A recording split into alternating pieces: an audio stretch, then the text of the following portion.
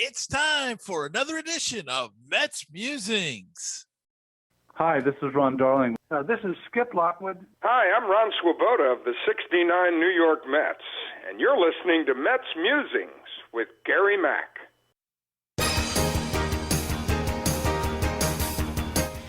Now it's time for some New York Mets baseball talk. Here's Gary Mack bringing you the latest news and analysis from Mets Nation and the world of baseball on another edition of Mets Musings.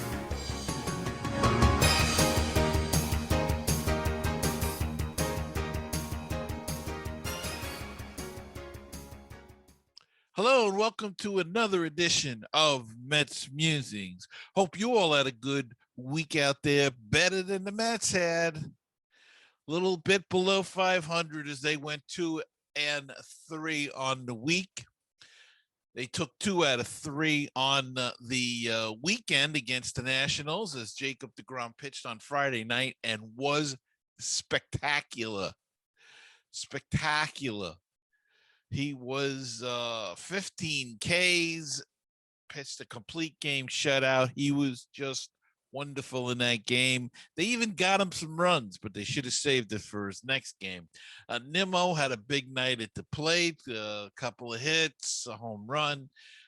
Really, Mets looked good. Didn't fare as well the next day for Stroman, who just didn't have it. He was shelled by the Nationals as he lost 7-1, and they were hitting him all over the place. So we'll see if what we saw in the beginning of the season was the real Marcus Stroman, or is this closer to the truth? I think it's in the middle somewhere.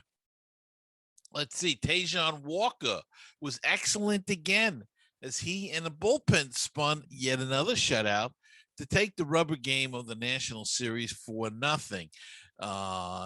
He just pitched brilliantly, and he's been the big surprise so far of the season. The way he's pitched very well. And look, the starting pitching was great this week. They were off Monday, the Mets, and then the Red Sox came into town, and David Peterson pitched, and he looked very good, but lost the game 2-1. And then it was deGrom's turn again, and history repeated itself. The Mets just don't hit for deGrom. In fact, it's getting to the point that the Mets don't hit for any of their pitches. They just don't hit, period. It may be time for some changes. This team cannot hit the baseball. They consistently strike out. Alonso struck out, I think, 6 consecutive times. This guy either strikes out or hits a home run. I mean, there's no in between. He's got to learn. He's got to go back to hitting to the opposite field. Conforto's still in a slump, though he showed some signs. He had a couple of hits on the homestand, but he too has got to go to the opposite field. Lindor, they spent all that money on Lindor. He's hitting 200. Now, I know it could be the change in the leagues, but, then experts tell you, well, that doesn't really matter nowadays because they have interleague play and everything. Whatever it is it the big contract? He's not hitting at all. And he's trying to the other night, he tried to take a pitch on the outside corner and pull it, and his butt was out. His hands were, it was an awful swing. He too has got to learn to go to the opposite field, use the whole field. They're putting McNeil keeps hitting into the shift. He's not hitting either. Smith isn't hitting. And, if he's not hitting, he can't be out there because he's a big liability in left field. Even though he's worked on it and gotten better, man, there were a couple of plays in one in particular in the Red Sox series where he just looked awful out there. So really, if he's not hitting, he's nothing but a liability. Same thing with Alonso. I'd sit him down. I'd sit them all down. I mean it. I mean it. I'd sit the whole darn team that's not hitting down except for Nimmo. who, if he doesn't hit, he still gets on base. They can't score a run with men on base. First and second the other night, 1 out or nobody out. Couldn't get him. Nobody out. Couldn't get him in. Strikeout by Alonso. Alonso shouldn't be hitting third right now. Either put him back in second where he hit last year, or put him eighth. He's too much of an easy out. Just throw him breaking stuff. Can't hit the breaking ball. Lindor shouldn't be hitting second either. I don't know where you put these guys. You can't have everybody hitting eighth, but that's the way we've got like 6 or 7, 8 place hitters right now. They need to shake it up a little bit. First place, McCann needs a day or two off. Lindor needs a day or two off. McNeil, I don't know what to say. Alonso needs a day or two off. Smith needs a day or two off. Take them out. I mean, they're killing this team. Killing it completely. And, so they get great pitching. Even the bullpens look better. But they can't come back in a game. Can't come back at all because they can't hit. And then not hitting the breaking stuff. And teams pick up on that. They're not going to throw them fastballs. They're going to throw them breaking stuff. I get a kick every time Gary Cohen says, well, at least Alonso isn't chasing like he used to. Are you kidding me? He looks worse this year than he does the other year. He's a guy that averages 183 strikeouts. According to Baseball Reference, on his 162 game average. Can't have that. That's ridiculous. He should be fined every time he strikes out. Fine him $1,000 every time he strikes out. You'll see him cut down on his swing and be more selective with his pitches. He's swinging at stuff that's 4 feet outside. Can't have that. And again, they hit everything into the shift instead of bunting the ball the other way, trying to hit the ball the other way. The other game, Conforto got a nice double down the left field line. It was an excuse me hit, but he hit it, swung a little late, made good contact. They don't make contact, these guys.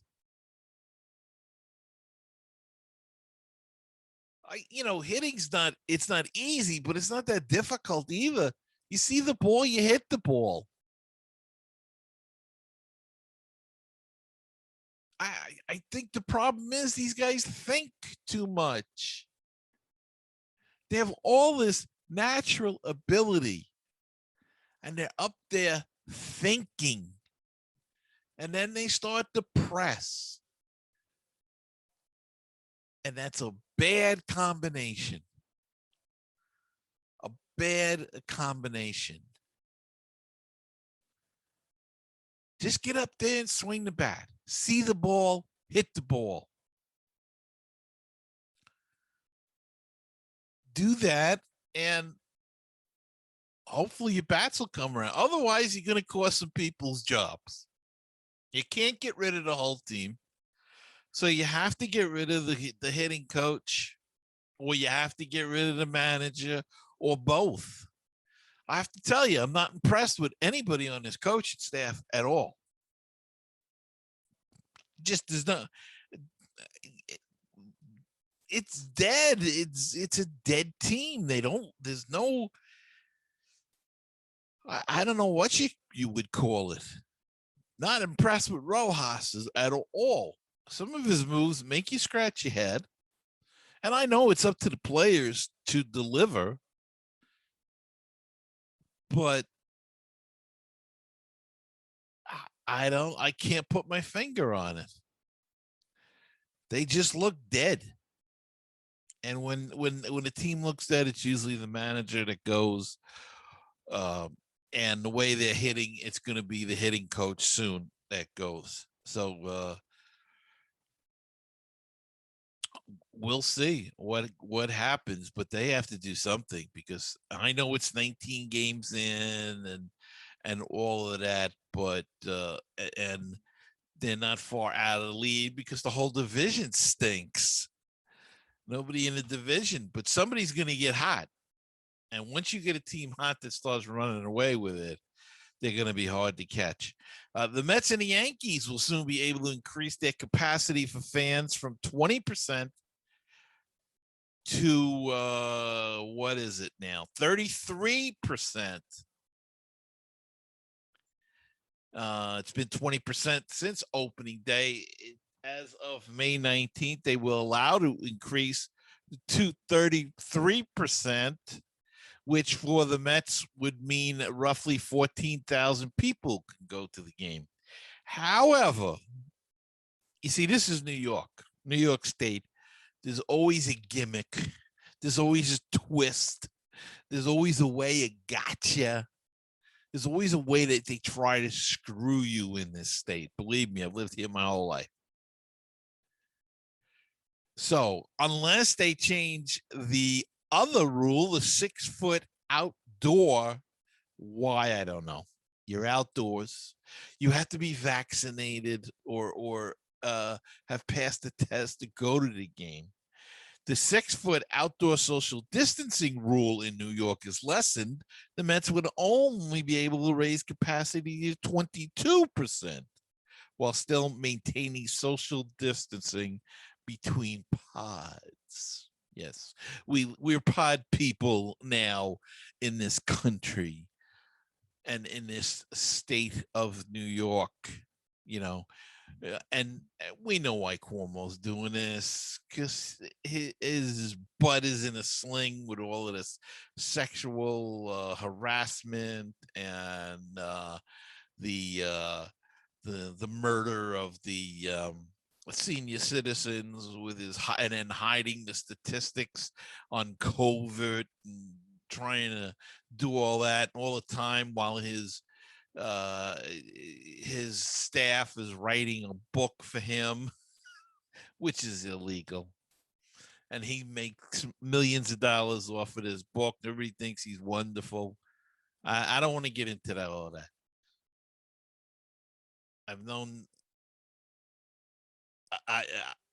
I've been in New York my whole life.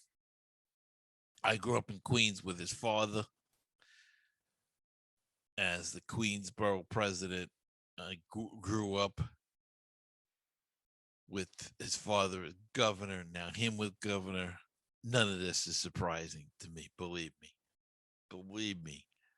None of this is surprising. But so he increased the capacity, but we'll see if they really can sell 14,000 tickets or not. At this point, it's ridiculous. If you have to be vaccinated to get into the game,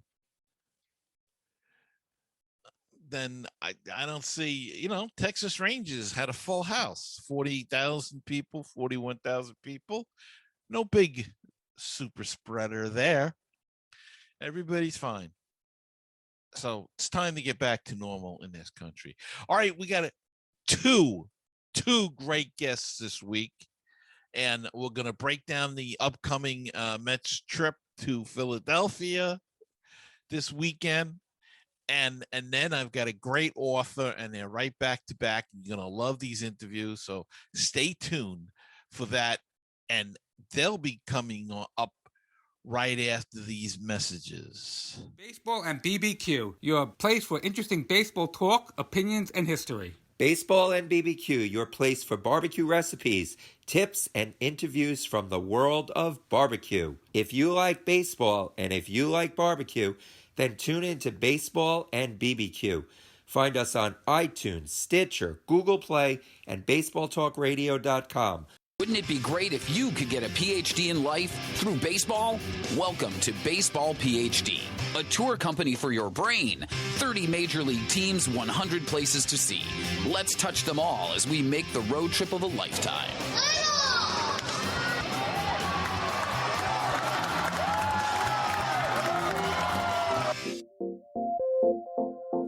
check out my Facebook group. It's at facebook.com/MetsMusings. Go check it out, and don't forget to call the hotline. It's 516-619-6341. Well, the Mets are going to hit the road and go down the road to Philadelphia. And to talk about the Philadelphia Phillies is my good friend and co-host of the Baseball Talk radio show, who does a great podcast called Fighting Phillies, Phillies Talk, Rich Baxter. Rich, welcome back to Mets Musings. Great to be back, Gary. It's like a home away from home. I'm making myself comfortable in the chair over here. Thanks for having me on. Well, Rich, I appreciate you taking your time. I'm not going to hold you long because we got a great show this week, actually, because David Krell is also going to be on with you. So terrific show. But Rich, I wanted to talk a little bit about the Phillies and find out the Mets have played them a few times already, have not had great success. I guess the season series is what, 2-3, something like that so far for the Mets, 3-2 for the Phillies. But as we speak and as we record this, the Phillies and the Mets are tied atop the NL East. Didn't really expect that to happen this early in the season. No, really, it's all bunched up in the NL East. Phillies, Mets, Marlins, the whole gamut. It's amazing. So the Phillies got off to a good start. Then they kind of struggled. Now they seem to be playing pretty good ball again. Rhys Hoskins has come alive lately. He's been hitting some home runs, driving in runs. Tell us a little bit about that. Yeah, Hoskins has been not carrying the Phillies, but he has woke up, so to speak, and so glad to see it for him because he struggled during spring training. He had a kind of a poor year last year, in my opinion, anyway. My co-host on Phillies Talk might have an issue with that, but yeah, I think he's rebounded quite well. He needs to have a good season here, and so far he's been improved. So it's been helping the Phillies. They're 500 so far. As we go into play, they'll be on playing the Mets this week, as you said, and they have an intense rivalry again. Seems like. Yeah, it's going to heat up a little bit, I hope, and especially with Zach Wheeler back there, and Zach's been pitching pretty good for you guys. Yeah, he has. He's been very dependable, so to speak, as the young season here has unfolded. Between him and Aaron Nola, they hope those two guys can anchor this starting staff and give us some victories. Only thing that have been an issue so far has been the bullpen, of course, and that's been biting the Phillies here and there, costing them a couple games already this season. And you can't get those losses back. Games that you're supposed to win, supposed to put a team away, and your bullpen blows it for you. And I'm sure the Mets have had the same experiences this year. It's it's bad. Yeah, the bullpen is the weak link on this team, though. We saw a couple of good performances by a couple of young guys, so maybe they'll round into shape a little bit. The other night against the Cubs, though, the Mets got hit all over the place, but some bright spots. Sean Reed Foley came in. They called him up. They got him, I believe, from Tampa in the Lucas Duda deal, I believe. And he looked awesome. He did 6 or 9 up, 9 down. 3 innings he pitched, dominating baseball, really looked good. But for the most part, the bullpen has looked shaky at times. And I guess that's a problem all over baseball.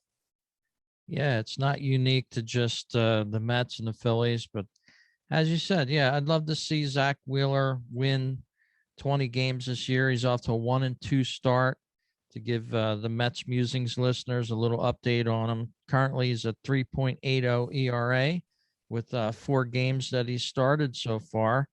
But yeah, he'll be pitching against the Cardinals perhaps during that season's or series rather. So I'm not so sure he may be facing the Mets unless a rain out or something like that happens. But it'll be interesting to see that rivalry with another star pitcher, so to speak, going up against his former team.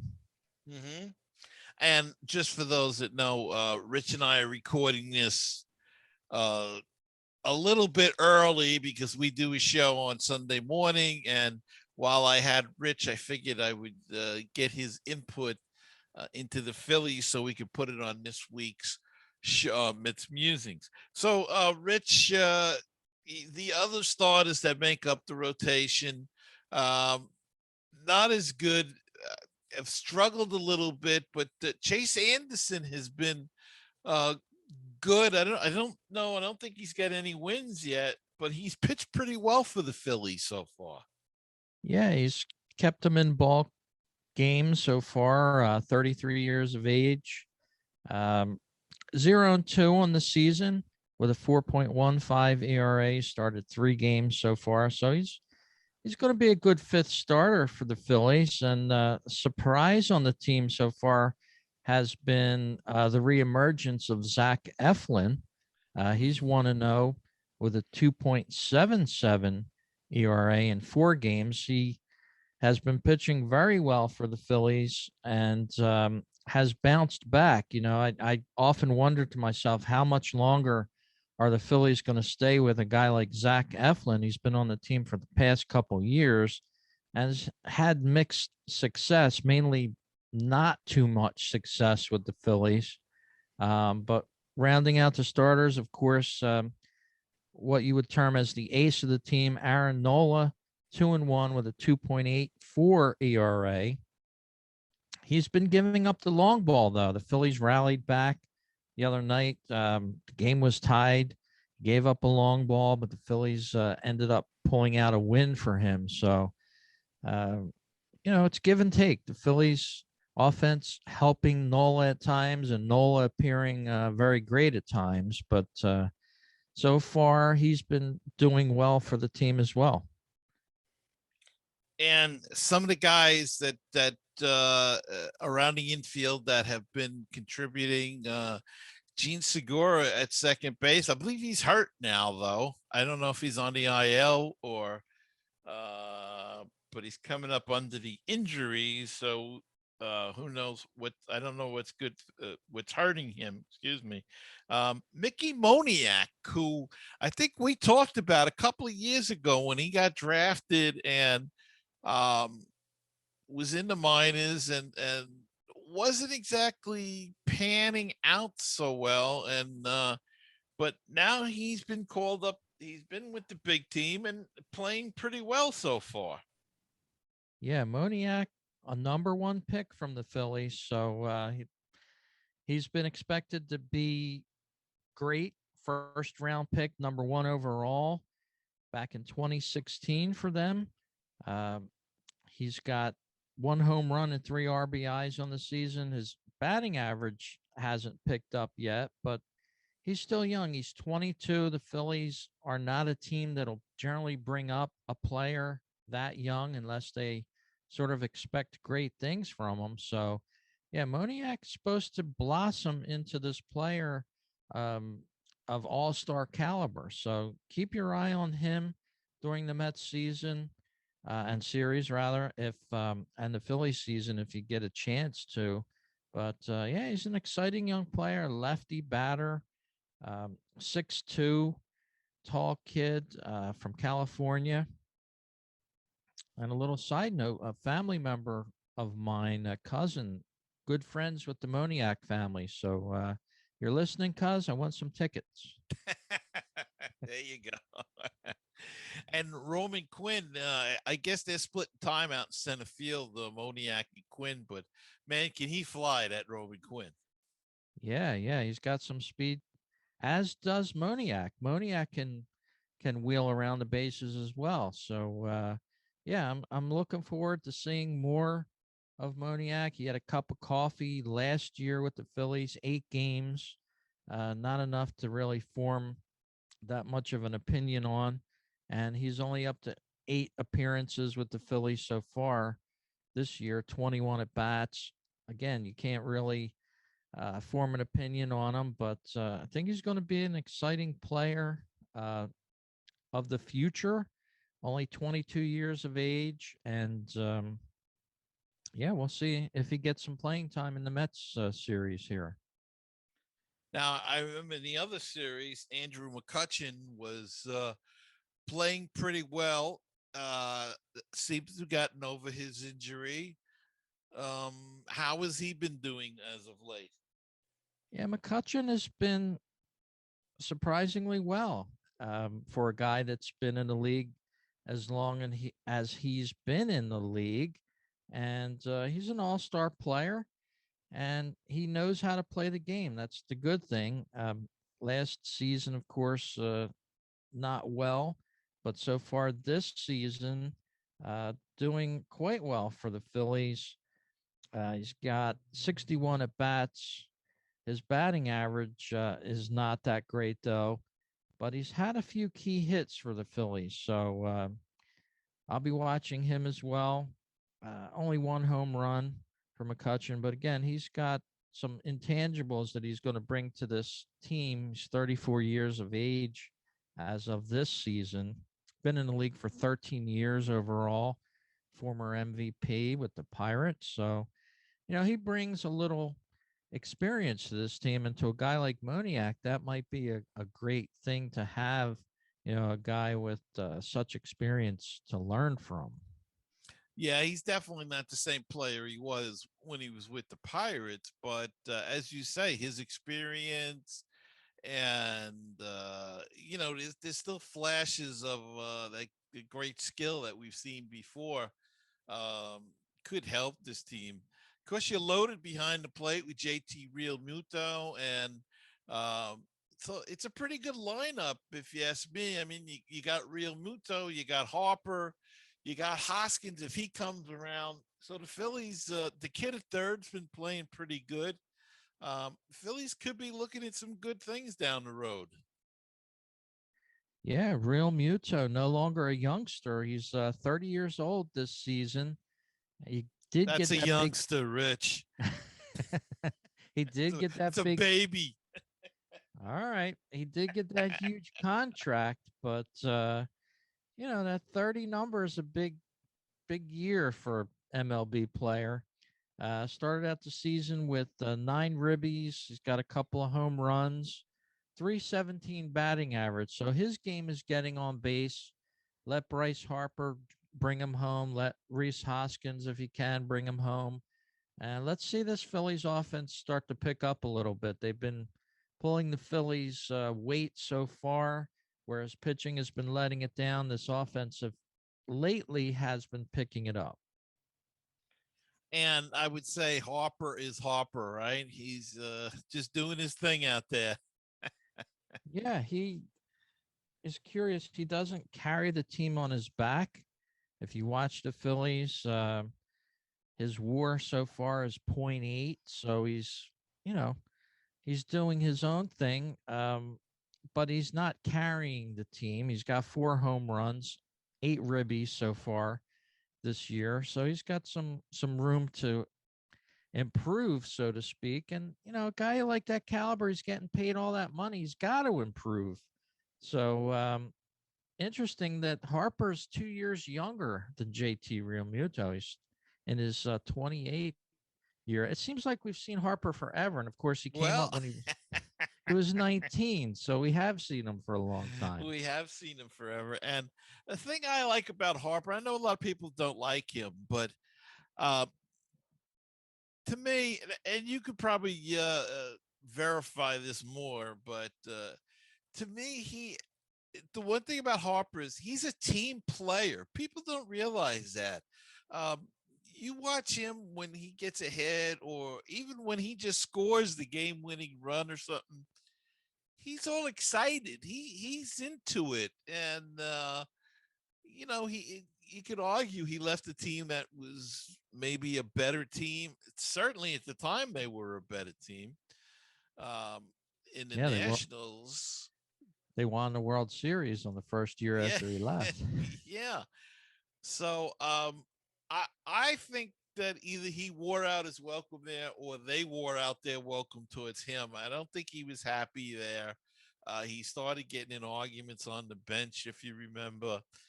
Philadelphia, he seems like a different person. There seems to be no conflicts or anything like that I know of. I don't know, maybe or you've seen. You're more attuned to the Phillies than I am. He always look. People love to hate the guy, but you always want him on your team. I take him in a heartbeat.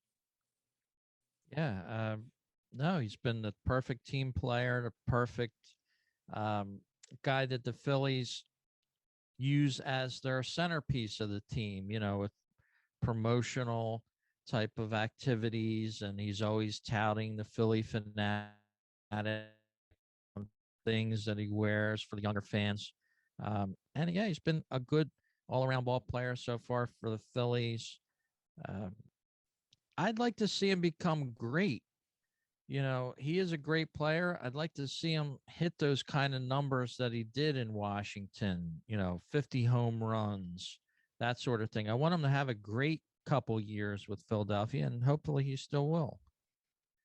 Well, there's always that chance, and we'll have to see how it all plays out. So the Mets will play the Phillies 3 games in Philadelphia, starting Friday night, Friday, Saturday, Sunday. All night games, it looks like, or relatively night games. Saturday's a little bit earlier, but should be an interesting series. And Rich, I want to thank you for taking your time and coming on the show this week. Tell the people where they can listen to your show. Thanks very much, Gary. As usual, I'm over at fightingphillies.com. That's without the fighting, without the G, that is, Fighting Phillies. And my podcast is Phillies Talk Podcast. Try to get as many shows out as I can each season on the Phillies. And of course, you can find that show at baseballtalkradio.com. And you can find MetsMusings there, and you can also check out many other fine podcasts. Baseball and Barbecue is there too. Always got to get my friends in at Baseball and Barbecue. Yeah, I'm still waiting. I'm waiting for COVID, so we can so we can have that nice steak or something. Maybe the guys will send over a steak or some ribs or brisket or something. All right. Now you're talking. Well, Rich, again, thanks very much. And I'll talk to you. And I'll be back right after this. 516-619-6341. That is the comment voicemail hotline if you'd like to be a part of the show, and drop us a line, leave us a comment or a voicemail question, anything at all. Call that number 516-619-6341, or go to MetsMusings.com and click on that widget in the middle of the screen, and that's a speak pipe, and you can leave a voicemail right through your computer through your computer's microphone. Or if you prefer to do things the old-fashioned way, send us an email at metsmusings@gmail.com. The Facebook page is facebook.com/groups/MetsMusings. And if you'd like to help out the show, check out our Patreon page. Check out the campaign at patreon.com/MetsMusings.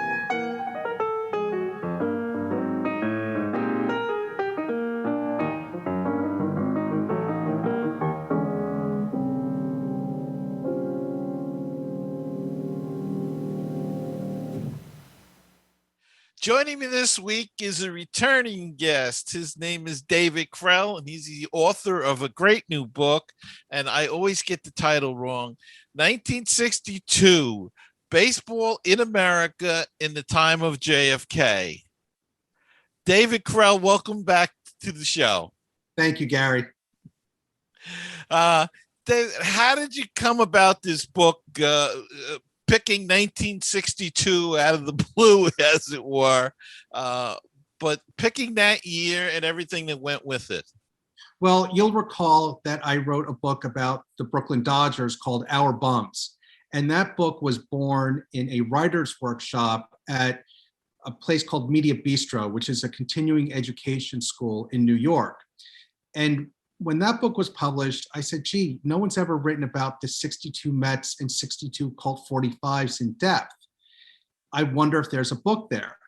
So I brought that idea to another workshop taught by the same guy, a literary agent named Ryan Fisher Harbage, a terrific mentor. And he mentored me and said, David, I understand you're a baseball guy. Books with bigger topics get bigger readerships. So think about it. So I came home that night and I started to research 1962. And I knew about the Cuban Missile Crisis. I knew about To Kill a Mockingbird. I knew about John Glenn.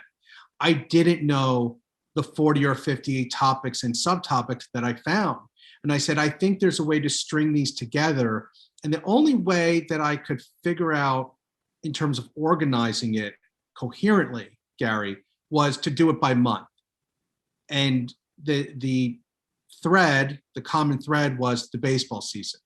So January has a chapter, February has a chapter, and so on. Yeah, and well laid out, and you cover it greatly, and the way you weave in the historical and what we now call pop culture events is really quite fascinating. And of course, 62 was the year that the Mets came into existence, but also the year of the Houston Colt 45s coming into existence to balance out the National League. And you go into great detail about the Colt 45s and the Hoffheinz. Just give us a little feel for that. Well, Gary, I'll let you in on a secret. When the Sabre National Convention was in Houston in 2014, I took a day off from the seminars and the lectures. I hopped in a cab and I went to the University of Houston. And the University of Houston has George Kirksey's archives. Kirksey was a public relations guy who helped the team get off the ground. And you'll remember that the Houston Buffaloes played for many, many years in Houston. Houston was a great minor league town, but here was an opportunity. Now, what I found was a treasure trove, really. Demographic studies, memos, letters, team newsletters, ownership percentages and breakdowns. And I had never seen anything like this ever in terms of researching a team and having the actual founding documents at your disposal. So I was able to tell the genesis of that Colt 45s team and couple that with the Mets. And what I tried to do in the Mets chapter is give you a little slice of all of these different players, whether it's Joe Christopher or Rod Caneal or Choo Choo Coleman. It would have been unfair of me to just focus on 2 or 3 players. And how many times can we talk about Marv Throneberry? I wanted to talk about some of the guys that you might not have remembered, like Gene Woodling or Richie Ashburn. We know Richie Ashburn was a terrific ball player. Doesn't really get talked about in terms of the 62 Mets, maybe as an aside. So I wanted people to remember that. And regarding Houston, well, Judge Roy Hoffheinz was really the dominant force behind the Astrodome, behind the team. And the book opens with the Houston VIPs shooting guns into the ground as a groundbreaking for what will be the site of the Houston Astrodome in 65. Yeah, it's fascinating.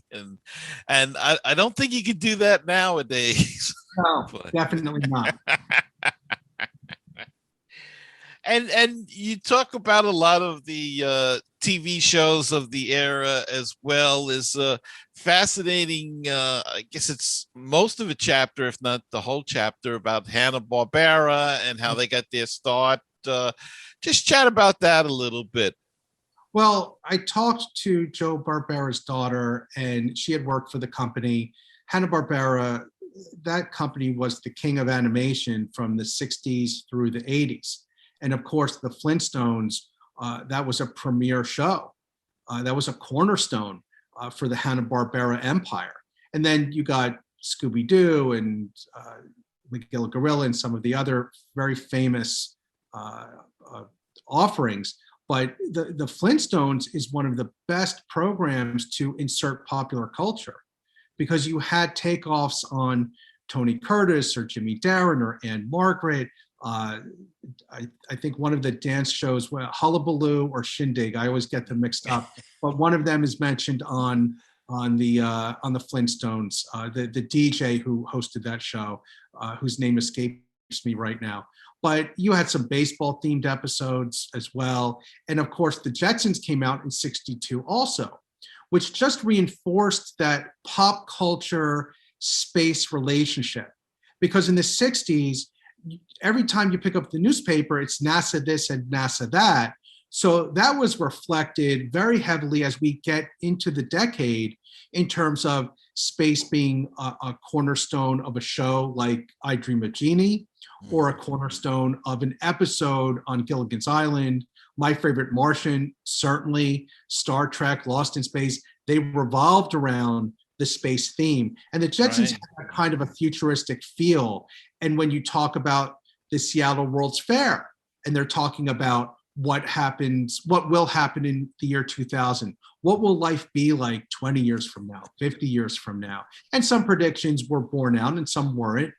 But they're very interesting videos to watch. So you have this wonderful year of progress and futurism and looking forward against an epic baseball season that to this point, I believe had been overlooked. Because you and I have talked about books we've read regarding the '69 Mets. We've read about the '86 Mets. There have been books about the '68 baseball season, the first year of Yankee Stadium and the New York Yankees, 1923. Someone wrote a book about 1977. I could not believe that this book hadn't been written. And when I got home from that class, the first thing I did was go on Amazon. I said, somebody had to have written this. This had to have been covered. I cannot be the first person to figure this out. And I said, gee, people have gone a different way. They've covered topics I would want to cover, like the bicentennial year and the baseball season in '76. But '62, for some reason, has been left alone.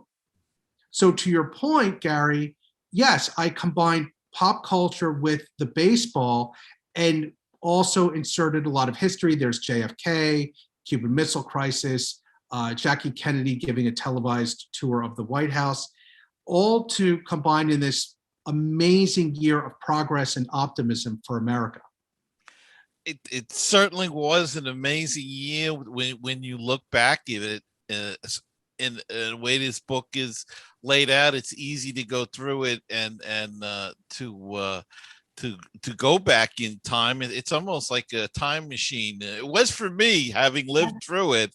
Thank you. Lots of memories came up, but of course, '62, and we've spoken in the past, and it was the start of the New York Mets, and you're very in the corner, if you will, of Mrs. Payson, who I think is very neglected in the world of really in the world of sports, but specifically in baseball. But you talk about her in this book as you did in the last book, and her part in the Mets coming about, as well as Bill Shea and of course Casey. Do you think sometimes Casey gets lost in the mixture because the team wasn't good? And in retrospect, when you look back, they were terrible teams. Do you think that hurts Casey a little bit? I don't think so. Casey was hired as a marquee value. Casey had ties to New York, not just the Yankees, but he had also played for the Brooklyn team. He had managed the Brooklyn team decades before. So to have Casey Stengel, to have part of not just baseball royalty, but New York royalty, was a vital factor in getting people to come out to the ballpark. And then you combine that with the Rheingold advertisements and the promotions to get people to buy tickets.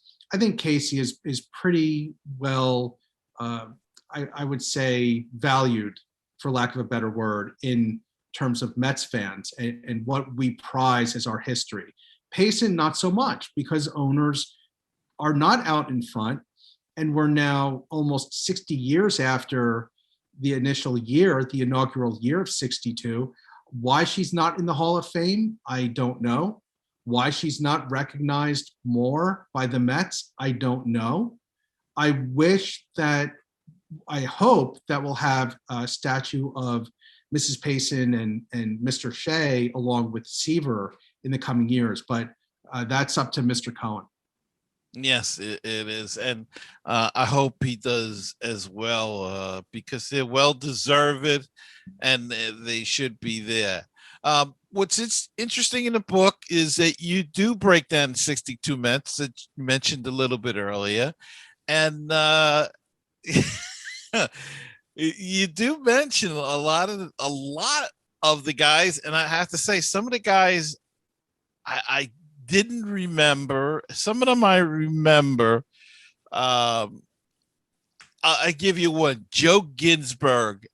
I remember Joe Ginsberg was on the team as a catcher. For the life of me, I can't ever remember seeing him play a game.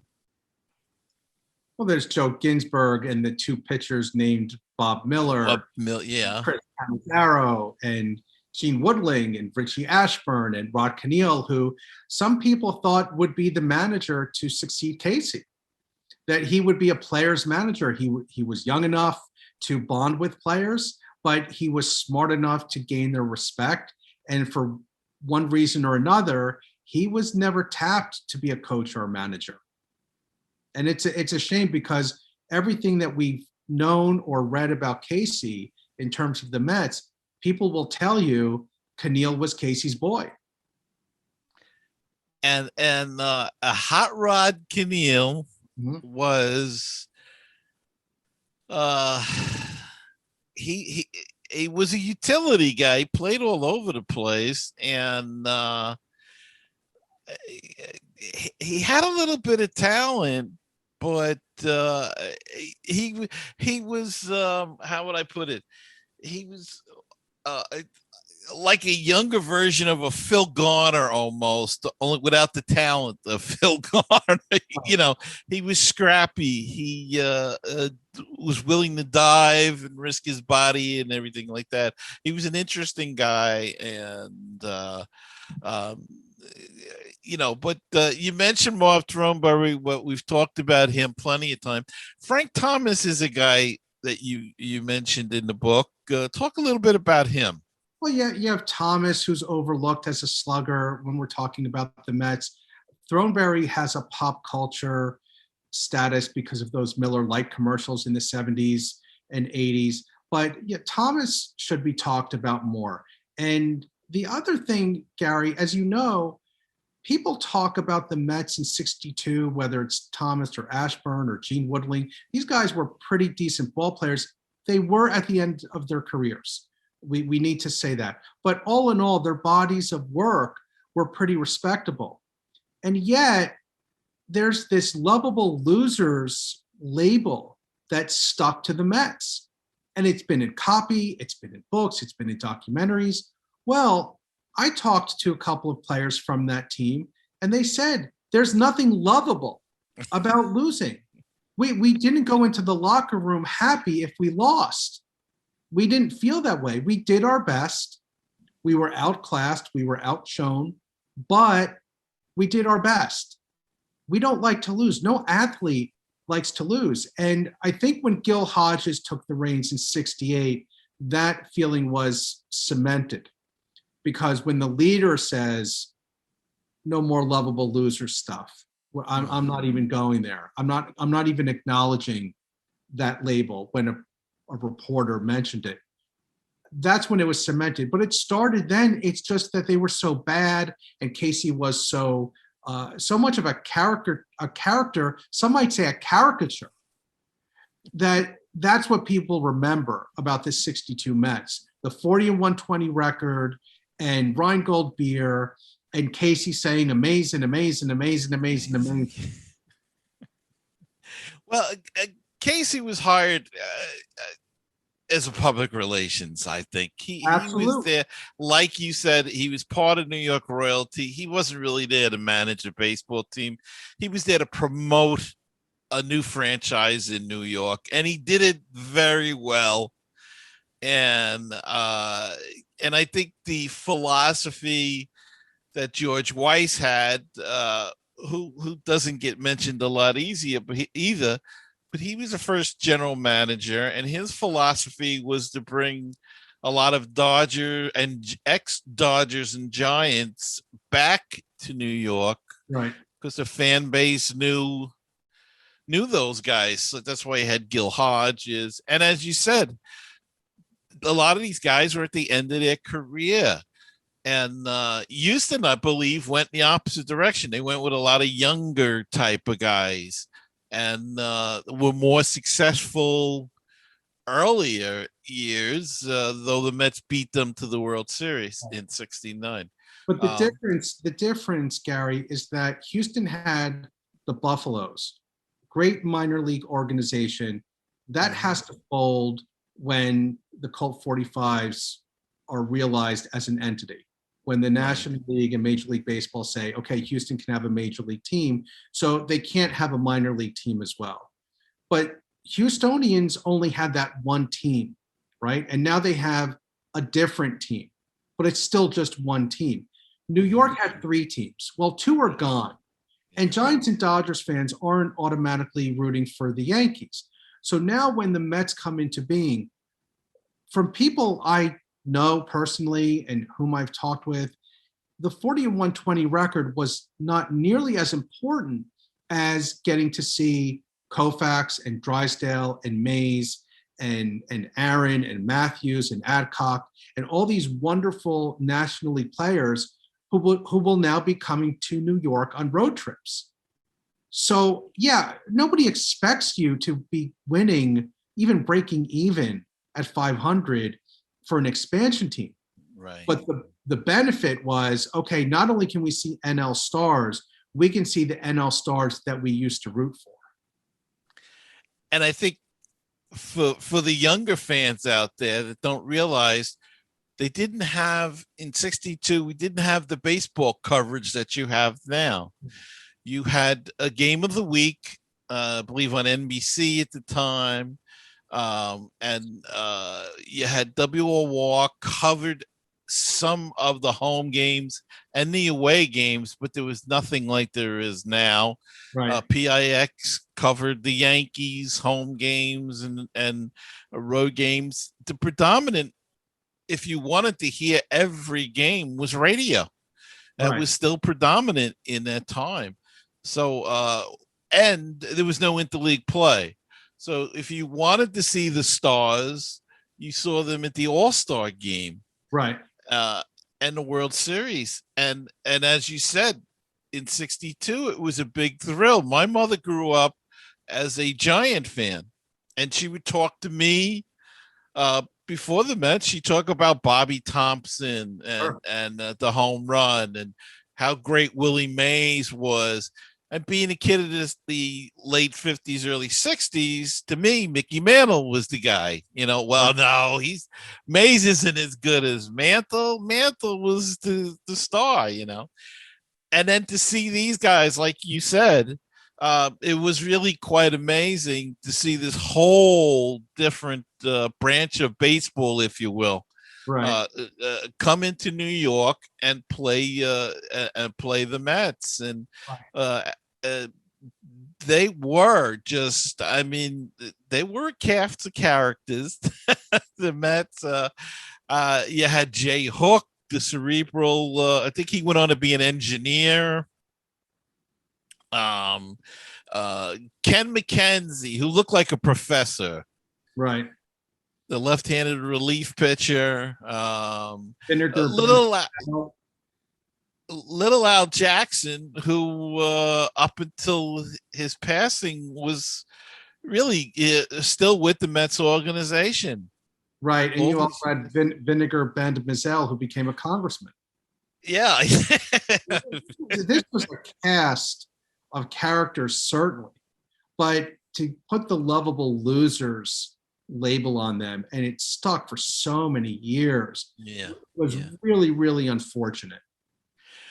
I think though the label came more from the fans, and that the fans loved them in the early few years, no matter what they did, right? For the reasons that we talked about, and then but it started to get thin about 65. I can remember people who thought, when the hell are we going to win? When are we going to get a you keep promising these young stars, and these guys come up in their bus, even Tug McGraw came up in 65, I think, and Swoboda was around that time originally, and they were going to be great, and they didn't pan out. Ed Kranepool was going to be the next Mickey Mantle.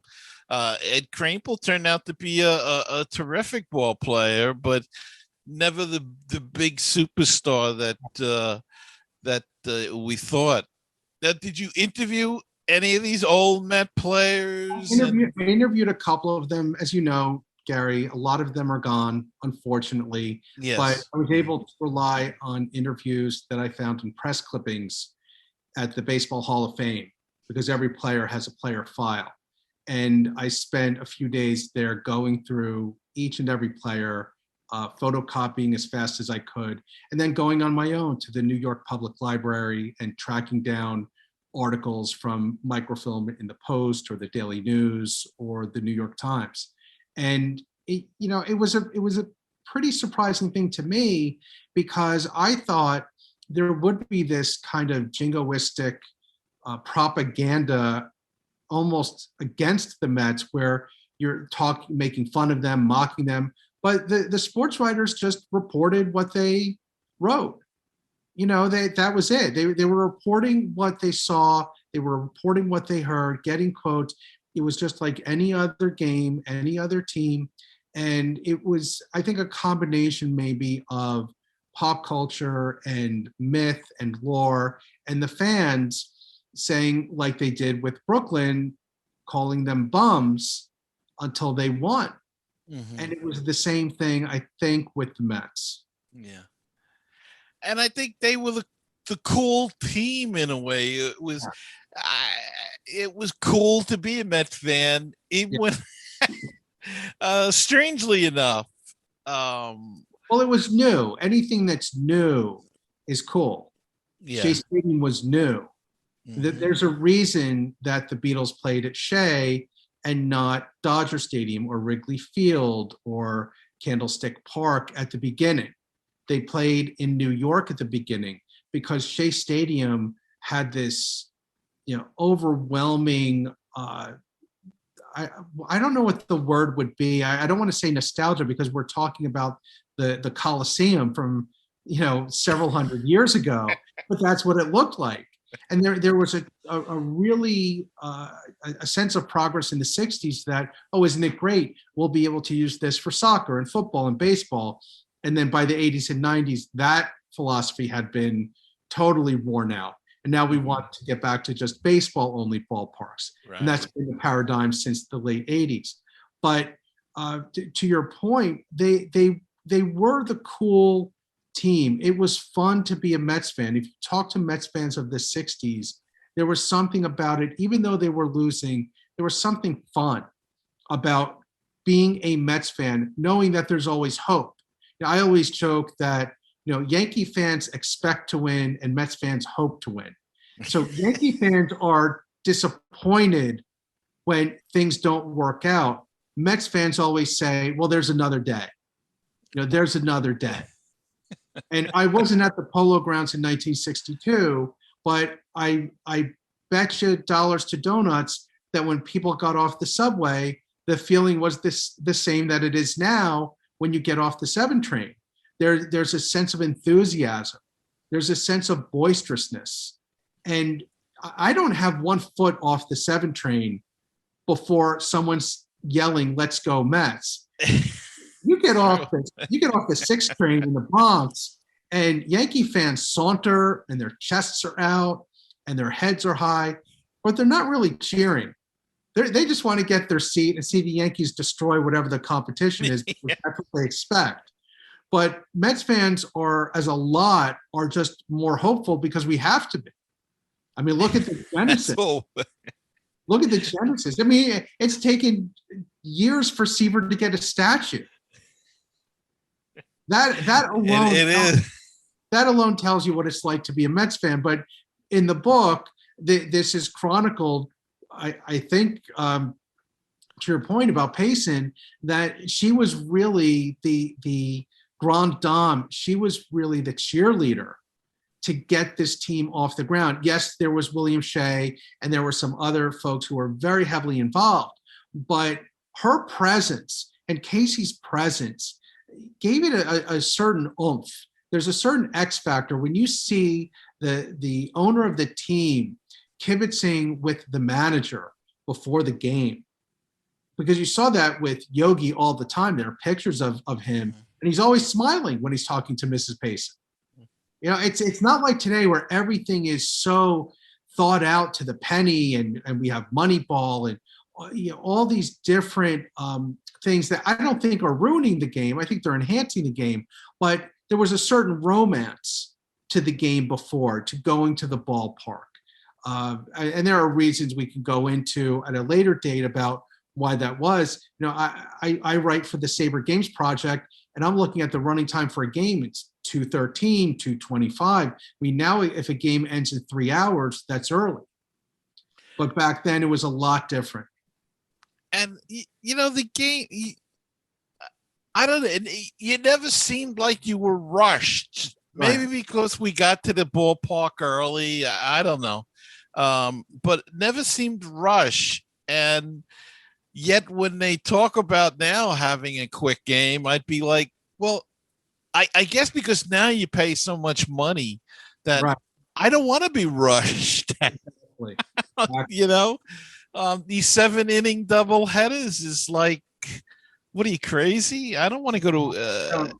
I don't understand what that's about, but part of the fun of doing a book like this, Gary, is going back to maybe not a simpler time, but the game was simpler.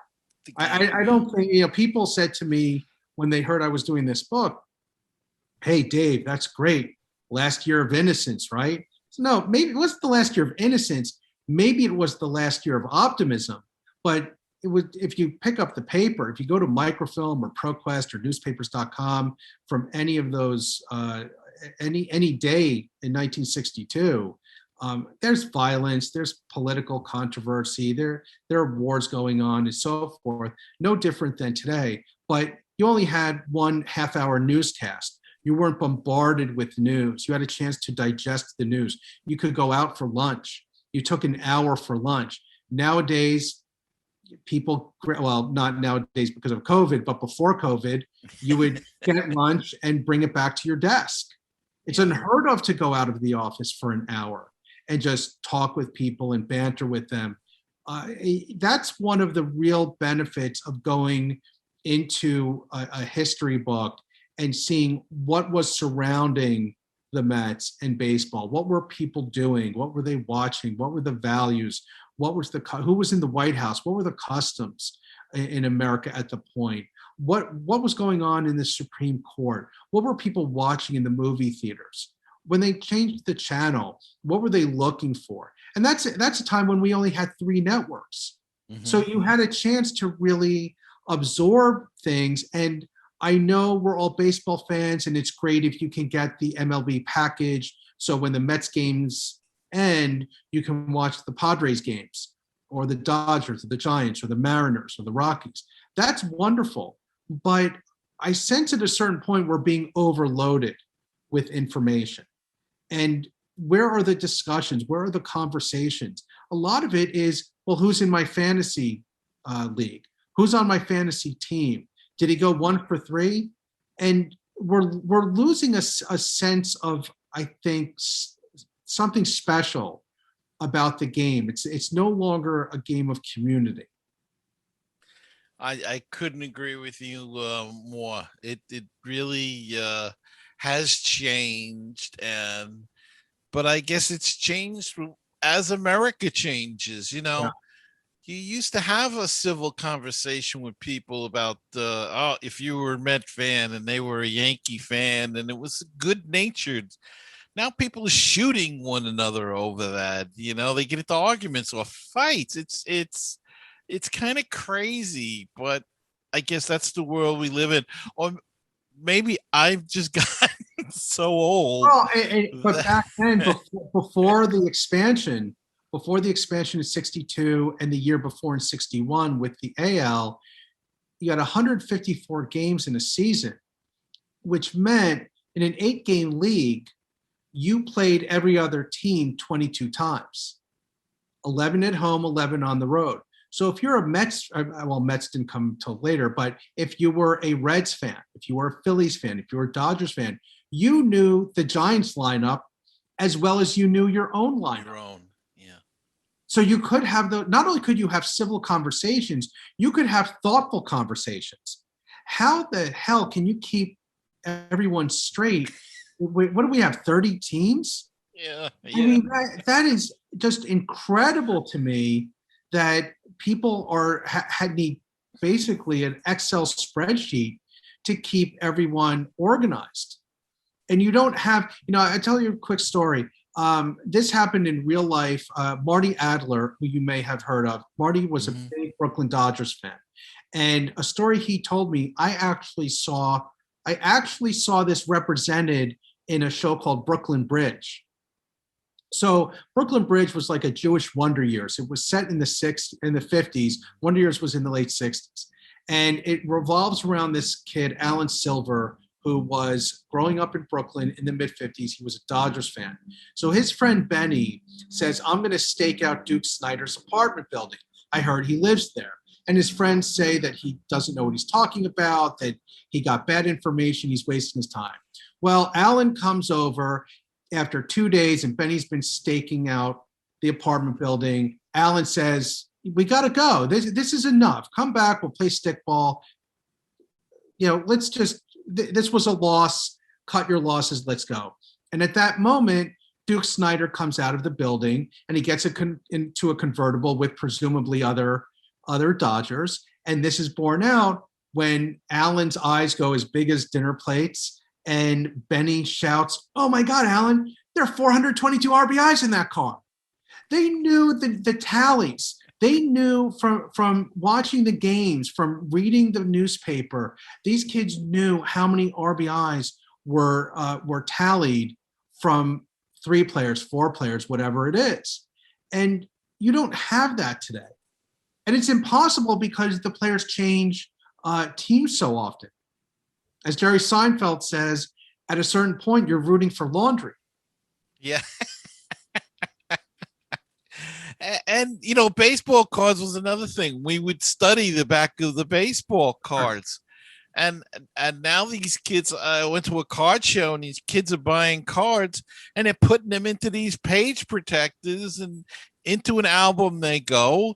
And God knows if they ever look at them again, or if they just store them away for 20 years. We used to play games with the cards. Part of the fun of doing this book was going back to my baseball card collecting roots when I was 10, 11 years old, and you spread out on the floor all the teams, and you get, here are your Dodgers, here are the Reds, here are the Giants, the Mets, Yankees, etc. And you always put the Hall of Famer, the ones you knew would be Hall of Famers. You always put them on top, right? So you put a Seaver on top, right? you put a Don Sutton on top of the Dodgers pile, Seaver on the Mets pile. Well, the same thing, that same skill set happened here because I had a file for every player. So when I researched at the Hall of Fame, I said, well, here are all my Mets players, here are all my Yankees players, here are all my Giants players, etc. So you can call on those things from childhood, and they can serve you pretty well if you're a baseball fan. Yeah, it's amazing how much time has changed and how much our society has changed. But at least this book, for those that have lived through it, and for those who haven't, you should pick up this book and relive those times, because you're never going to see them again. It was it was an easier time, and it was great having you on again. Thank you, and Darren. Great to talk to you about this wonderful year that was the birth of the Mets and the Houston franchise. And for us Met fans, it was starting the decline of the Yankees the Right. dynasty, so that made it a good year as well. But David, thanks so much for coming on, and looking forward to your next book. Tell us where folks can get this book, when it's coming out. Sure. This book will be released May 1st. You can get it on pre-order by Amazon, Barnes & Noble's website, and the University of Nebraska Press's website. Now, if you buy it through UNP, there'll be a 40% discount on baseball books through May 31st.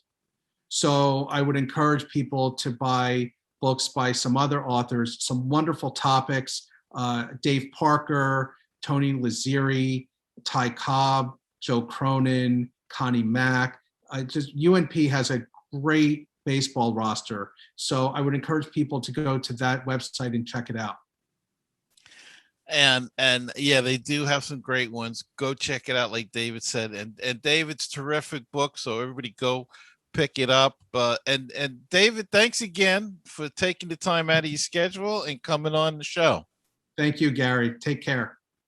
And I'll be back right after this. Baseball and BBQ, your place for interesting baseball talk, opinions, and history. Baseball and BBQ, your place for barbecue recipes, tips, and interviews from the world of barbecue. If you like baseball and if you like barbecue, then tune in to Baseball and BBQ. Find us on iTunes, Stitcher, Google Play, and BaseballTalkRadio.com. Wouldn't it be great if you could get a PhD in life through baseball? Welcome to Baseball PhD, a tour company for your brain. 30 major league teams, 100 places to see. Let's touch them all as we make the road trip of a lifetime.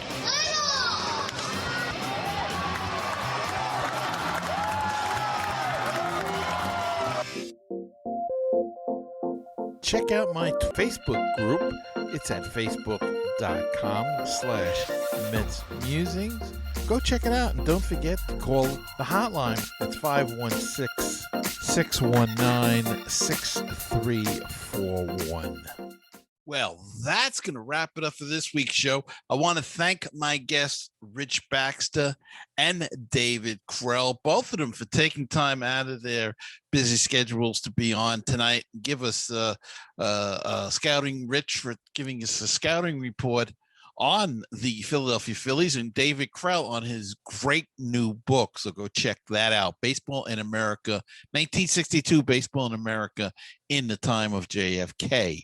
I also want to thank you all for listening to the show and watching. And don't forget to hit the subscribe button wherever you watch or listen to the show. Apple Podcasts, Google Play, Outbox, Castbox,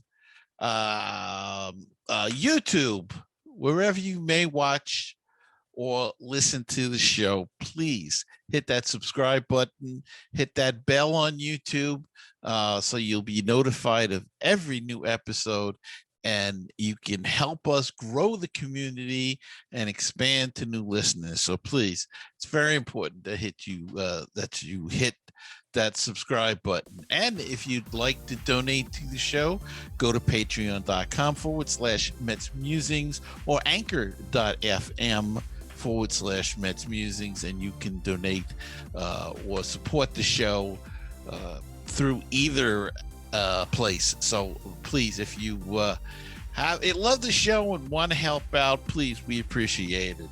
Okay, that's it. So until next time, remember to keep the faith, stay optimistic, and let's go Mets. And I'll see you next time on another edition of MetsMusings.